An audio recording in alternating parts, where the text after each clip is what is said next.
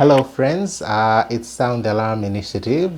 Ndimangofuna kuti ndikulimbikitseni pa nthawi ino kunena kuti this journey ikupita kumapeto.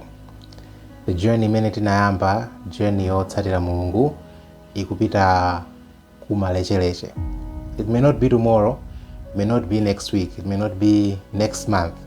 I can guarantee you kuti it is very soon. Ndiyeno tiyeni tisafooke pa journey yathu ya Chikhristu pamene tikulowera ufumu wakumwamba.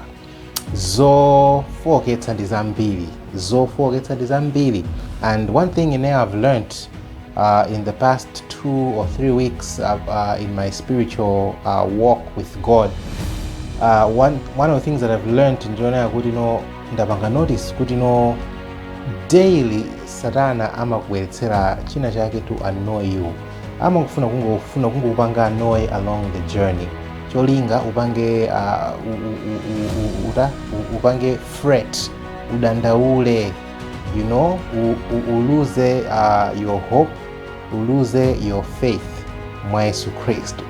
Koma zimene zisatisokoneze imene ndaichitira Satana daily yeyo ndikuyika ma roadblock kukuyikira zinthu zolino zikupange discourage. Komano mangofuna kungokulimbikitsani abayenda alongonera kuti let's not get discouraged on this journey.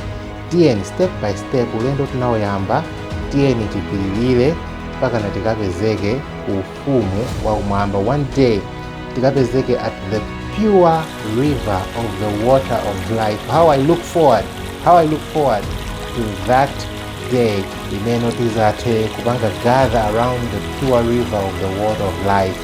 Yesu akudasatisonkhanitsa, and then he will speak to us, he will address us. What a beautiful day. Could you and me on that day, mwachisomo cha Mulungu, of course, mwachisomo cha Mulungu, you and me one day tizapezeke at that river, drinking of that river. Abenda longo is going to be tsiku labwino kwambiri. Metizate kukhala chance yoja at the tree of life, akuti the leaves tizapanga nditu mere wapangia ma herbs apa dziko lapansi. We will use the leaves, akuti the leaves are for the healing of the nations. It will be a wonderful time.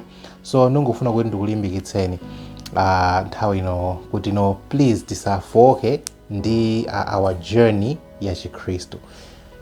Let's also iwala kunena kuti Chikhristu ndichosatheka, sichingatheke pamene prayer ndi Bible study zili absent.